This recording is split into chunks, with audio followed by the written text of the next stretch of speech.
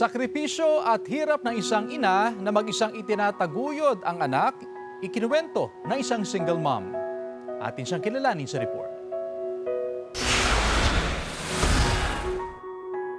Sa kabila ng hirap ng buhay, araw-araw na nakikipagsapalaran sa palengke ang 48 anyos na si Nanay Celia, isang single mom at tubong Mangaldan, Pangasinan.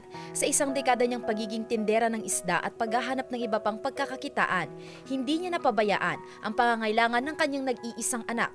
23 taong gulang na ngayon ang anak na si Francine at nakatakdang magtapos sa susunod na taon sa kursong criminology.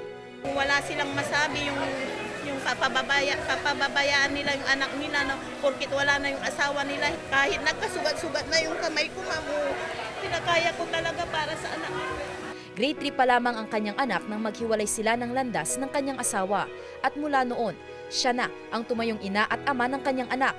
Emosyonal din niyang ibinahagi ang punto ng kanilang buhay kung kailan napipilitan siyang manghiram kung kani-kanino para lamang may magamit sa kanilang araw-araw na pangangailangan. Mahirap talaga pag mag-isa ka lang na maitaguin mo ang anak mo, pero kinaya ko man para sa anak ko.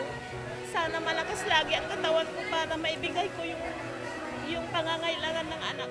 Para kay Francine, inspirasyon ng kanyang ina na nagsilbing lakas niya upang ipagpatuloy ang pag-aaral. Nagagawa niya pa rin po akong buhayin kahit anong hirap niya po, kahit mag-isa niya, kahit wala akong tatay.